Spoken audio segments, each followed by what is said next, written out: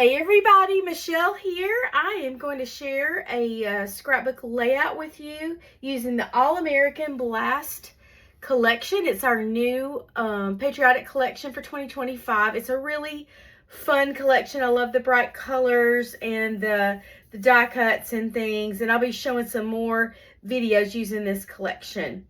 The products I used were that collection. I used our 12-inch trimmer. I used the photo trimmer. I always have both scissors handy in case I need those. I used a black pen, and I think that is all. These are the die cuts from the collection. Oh, I also used this white cardstock. This is our regular cardstock. You could use white shimmer paper. In fact, I probably should have, because I did use blue and red shimmer paper. The colors just coordinated really well, and I love that shimmer paper. It's kind of hard to see the shimmer. It's just a little bit of a kind of a sparkly look to it. Okay, well, let's set this aside and get started. I have everything I need in this Power Project sleeve. This is the sketch that I used just to kind of start with, but then I changed it up a little bit. This is a creative memory sketch. I'm honestly not sure where I got it.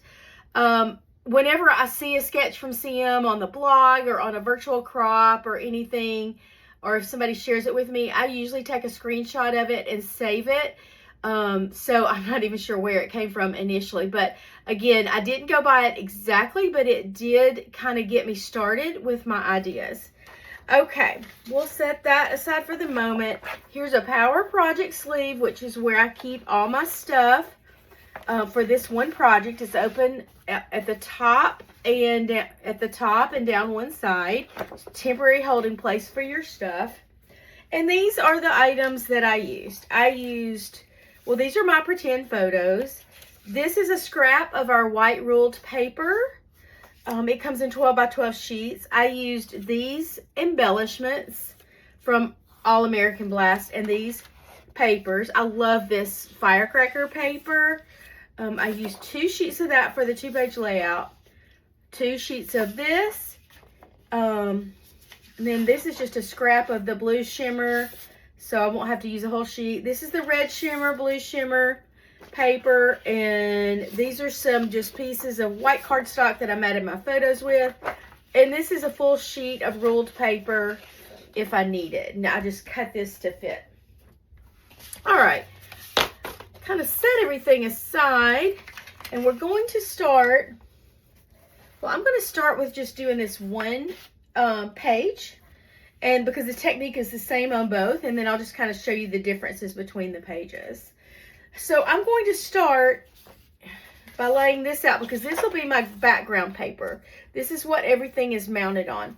Now let me tell you this, if you wanted to save this paper, you could lay this out on a piece of cardstock, like if you, because cardstock you can just order by 10 packs with the same sheet. I really do like to save as much paper as I could, so I could, instead of using this as my background, I could use a piece of white cardstock as the background and then cut strips and mount onto that. But just to keep it simple, I'm going to mount my blue on top of this. Okay?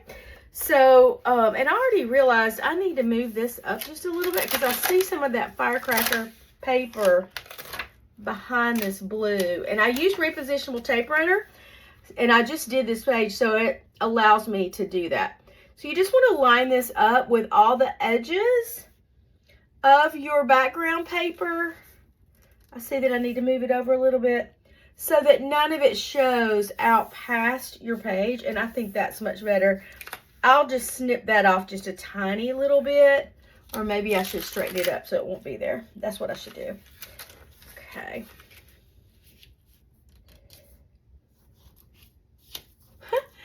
Okay, I'm probably going to have to snip it off a little. Okay, let's get this. Yeah, I should have done that before the video, but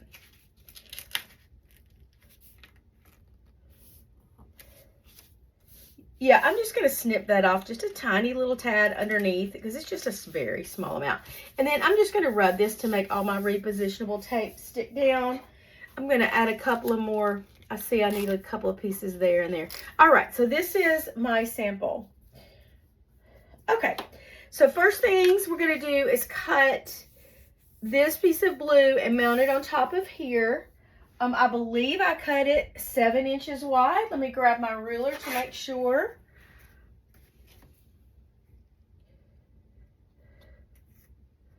Okay, this ruler, yeah, it's 7 inches wide. So let's go. I'm just going to do one page because the other page is like a mirror image with just a couple of changes. So I'm going to use my 12-inch trimmer and I'm going to open up my arm. Make sure my little foot is stuck out so that everything lays level.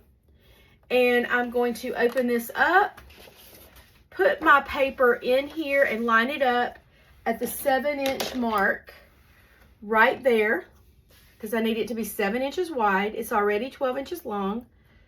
So line it up there and make sure it's straight along this raised area right here and close. It's got the straight blade in here and I'm just going to press and cut. When you use our straight trimmer, the blade, as you can see, when I'm just holding the blade out, you don't see the actual blade. It's up in here. So when you put it in here and close, it's got a little thing that presses on it when you press with the palm of your hand. So you kind of have to press it just a little bit, just a little press or with your fingers firm. And it engages the blade, makes it go out and makes it cut. So that's a little lesson on that. Okay, so now I'm going to mount this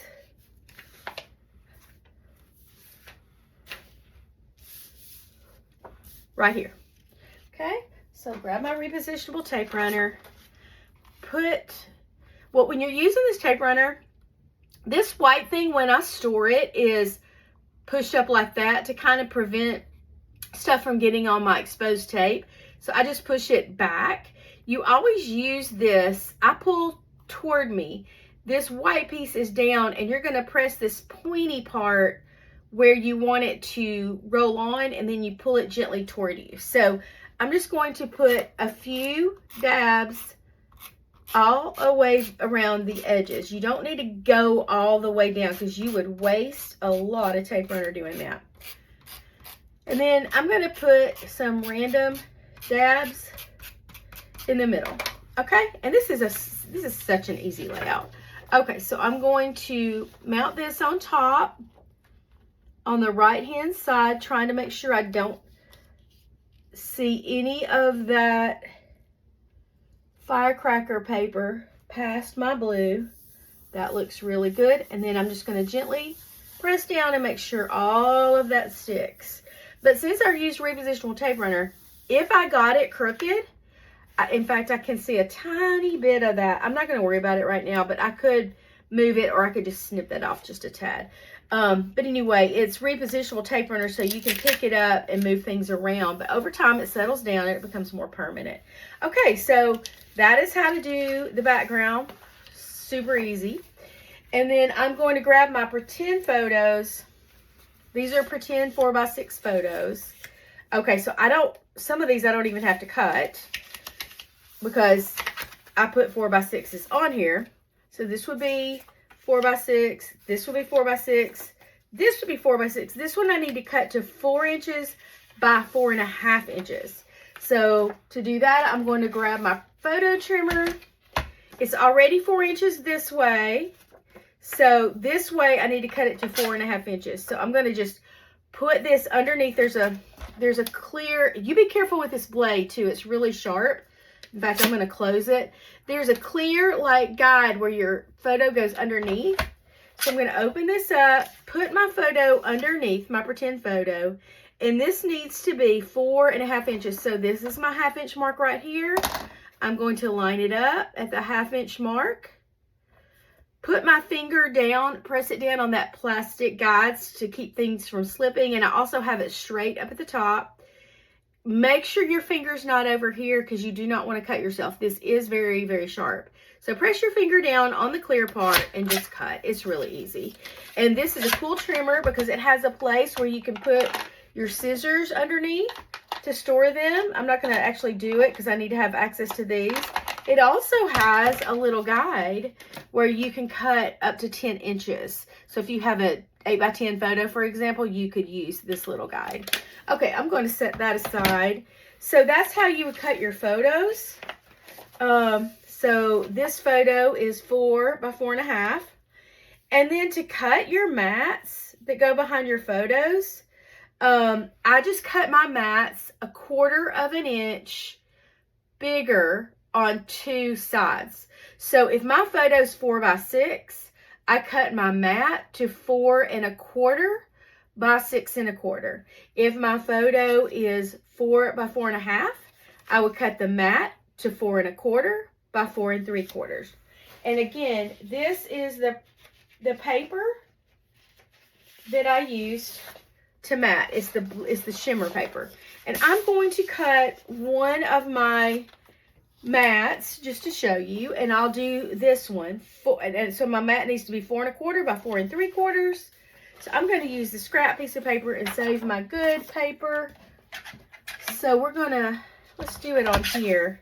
Sometimes I use well, I'd rather use a 12-inch trimmer. Sorry, change my mind as I go. Okay, so this needs to be 4 1/4. So we're going to line it up. Here's the 4-inch mark. Here's the 1/4 inch mark. So we're going to line it up there, 4 1/4, straight at the top. Cut, and then by 4 3/4, which would be, here's the 4 3/4 inch mark. Line it up there, 4 3/4. Make sure it's straight at the top, and this should be the perfect size to mat my photo that I just cut. And in this case, it's my pretend photo. Here we go. Yep, it's going to be just right. So I would put some repositionable tape runner at every corner, and one on each side and one in the middle. Just little dabs is all you need. And then you have the perfect skinny mat. So again, you're going to cut it 1/4 inch bigger on 2 sides, and that will get your mat. You do the same thing for these. And then you would just add your embellishments down here. So they would go here, and you would do that with your repositionable tape runner. So I'm not going to actually do all the mats because you have the actual sample to look at, but I'm just going to sort of lay it out how it's going to go. So this will be mounted with a red mat. These would be photos with a white mat behind them. You would mount this here with your repositionable tape runner. I'm not going to actually mount this because I want to save this paper for another project. And then the other page that goes with it is just a sort of a mirror image of it. Okay, everything's the same. It's just a mirror image, except right here I put a journal box. Excuse me. So I would find my ruled paper, and I always start with paper scraps to see if they're going to work. And I think this will. Yes, actually the right size vertically. So I'm just going to draw a little pencil line where I want it to go here, where I want it to cut. And it is just a smidge too long over here compared to my sample. So I'm going to cut that off just a tiny bit. So I'm going to put my pencil lines, and this is literally what I do. When I have an open space, I'm like, okay, well, that's where I can journal or put stickers. If I want to journal, I just sort of measure the spot, cut my paper to fit. Yeah. So I'm going to line this pencil mark up with this left-hand side dotted line. And y'all, I need to flip this. My left-hand side dotted line is looking pretty shaggy. I've used this a lot. This is your mat strip. You get all these vertical dotted lines, okay? There's 2 on each side, so you get 4 flips out of this one mat strip.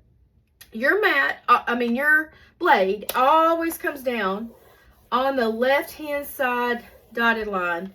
Y'all, I really do. This one's just got tape runner on it. I've used it to death. So for video purposes, I think I'm going to switch this out for the next video just to make it look better. But this is the real, this is how it rolls.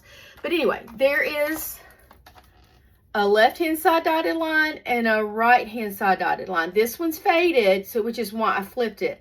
So your blade always comes down on the left-hand side dotted line, always. So I'm going to line this up where the pencil mark matches up with that left-hand side dotted line. Make sure it's straight at the top and just cut. And it's just going to cut a tiny little sliver off to get it to the right size. Then I'm going to flip it and line my other pencil line up with that left-hand side dotted line and cut it that way. And then I have my little journal box, which would go right here. Okay, now let me see if I can find that sketch again. And I don't know, not sure where I put it, but anyway, again, I did take a sketch and jazz it up a little bit different. So if you want to duplicate the measurements at the beginning of the video, if you wanted to make something just like the sketch, the measurements are on there. You might have to zoom in.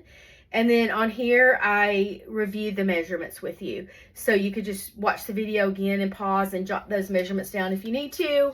It's really easy, simple page. I like easy, simple pages. I don't do many things that are hard because I would just want it to look nice and let the focus mostly be on my pictures and just not spend too much time on the crafty process. But every now and then it is kind of fun to play around and to be crafty. So I'm going to show you one more thing, and that is when you're done with your layout, how to put it in an album. So I obviously designed this on the paper. I didn't design it directly on a page. Sometimes I'll do things directly on the page and then I just put a protector over it. In this case, I'm going to use a top loading page. I'm going to take out this cardstock that comes in here, and I can just use this for a regular page later on a piece of white cardstock, or I can use it just as cardstock. So I'm going to put this in here from the top.